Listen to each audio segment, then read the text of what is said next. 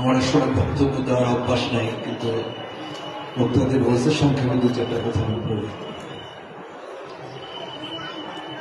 আজকে এখানে যারা উপস্থিত সকলেই বাবা সুরেশ্বরের আশেক। কেমন সবাই সুরেশ্বরের আশেক না? কিন্তু বাবা সুরেশ্বরের সিলসিলা ধরে রাখছি আমরা যারা, তার ইচ্ছায়, বাবা সুরেশ্বরের ইচ্ছায় আমরা যার কাছে যার ভালো লাগছে তার কাছে সে বয়াত হয়েছে। কেমন এখন আমার বাবা সুরেশ্বরী বলছে নুরুহকগঞ্জে, যখন কবল তুমি কইলা পীর ধন, তাহাতে প্রভুর জাত আর নবিত। যখন তুমি পীরকে কবুল করছো তখন তার মধ্যেই খোদা, তার মধ্যেই তোমার নবী।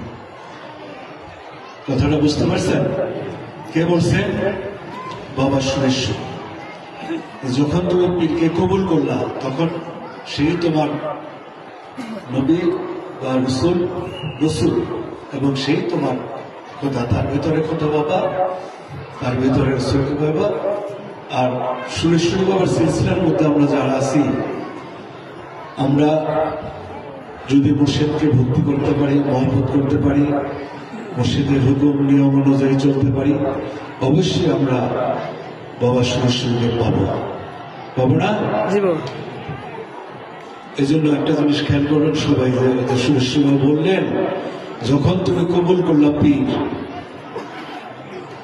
এর আগে তোমার পীর না, কিন্তু যখন তুমি তাকে পীর কবুল করছো তখন সেই তোমার কিন্তু সব। তার মধ্যে আমাকে পাইবা, তার মধ্যে রসুলকে পাইবা, তার মধ্যে খোদাকে পাইবা।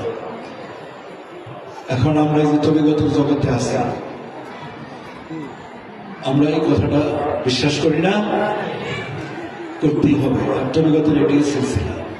আপন আপন পীর মুর্শিদের প্রতি ভক্তি, শ্রদ্ধা এবং বিশ্বাস, অটল বিশ্বাস রাখতে হবে। আপন আপন পীর যার যার কাছে তার পীর এবং মুর্শিদ বড়, কিন্তু এই জন্য অন্য নেতা ছোট তা তো না। আমরা আমার সুরেশ্বরী বাবাকে সবচেয়ে বড় মনে করি, অবশ্যই বড়।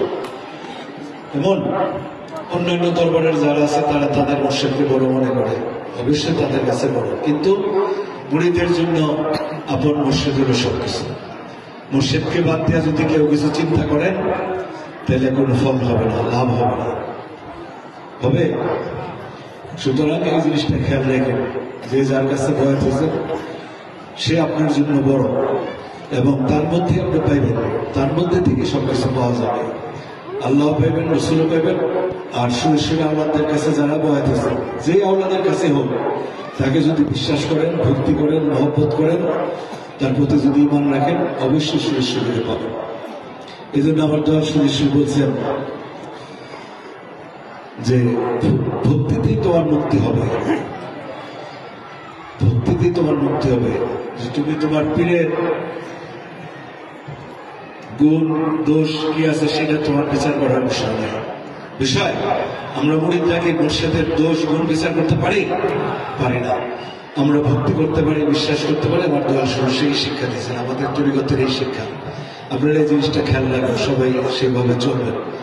কেউ মনে করবেন না যে অমুকে বড়, অমুকে ছোট, অমুকে সেই, এই কথাগুলো কেউ মনে আনবেন না। সবাই বড়, সবাই যার যার মুর্শিদ, তারা তার কাছে বড়। এই জিনিসটা খেয়াল রাখেন। এটা বললাম এই জন্য, আমি দেখি অনেকের ভিতরে কিন্তু এলোমেলো, এক একজন এক এক রকম কথা বলে, এটা বলবেন না। আজকে আমার শ্রদ্ধেয় বড় ভাই হযরত শাহ সুফি বেলাল নূর রহমতুল্লাহের পবিত্র জন্মদিন। আমি কি তার প্রশংসা করার অযোগ্যতা আমার নাই, তবে আমার ভাইরা বলে গেছেন, ভাতিজারা বলে গেছেন, ওনার অনেক ইতিহাস, অনেক কাহিনী বলে গেছে। আমরা ছোট থেকে তার সাথে আছি, অনেক স্নেহ মায়া মমতা দিয়া আমাদেরকে বড় করছেন। আমি ছোট, অনেকে ছোট, ওনার 7-8 বছরের ছোট। ওনার বাবা কামাল নুরি, ওনাদের ছায়াতে উনি বড় হয়েছে। ভক্তি করি, শ্রদ্ধা করি, এবং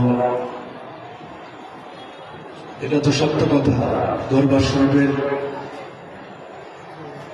বিভিন্ন কাজে, উন্নয়নে, তারপরে কিতাবগুলো রচনার ব্যাপারে আবার সব ব্যাপারেই বর্ধন তো করছেনই। আমার এই যে মেজু দাদা উনিও যথেষ্ট করছেন। ছোটবেলা থেকে দেখতাম উনি দরবারের সবকিছু তার এটাই ধ্যান খেয়াল ছিল, করতো। আমরা তাদের কাছ থেকে শিখতাম, পিছনে পিছনে থাকতাম, চলতাম। যে সংগ্রামের কথা বললো,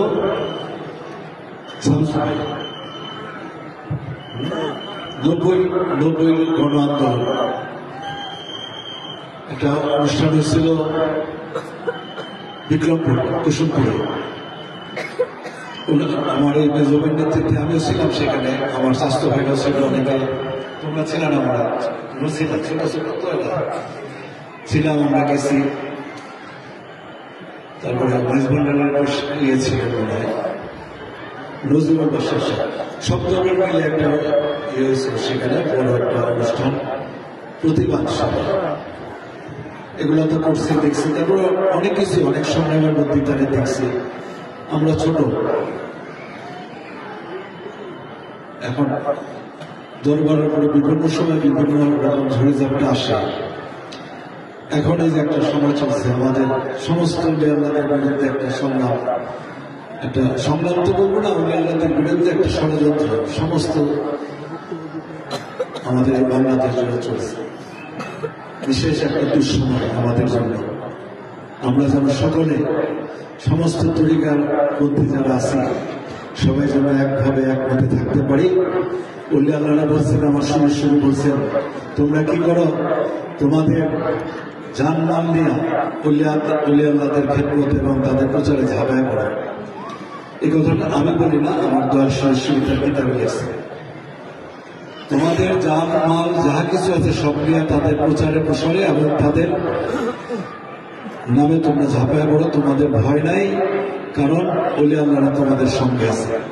এরপরে আমাদের ভয় কিছু আছে?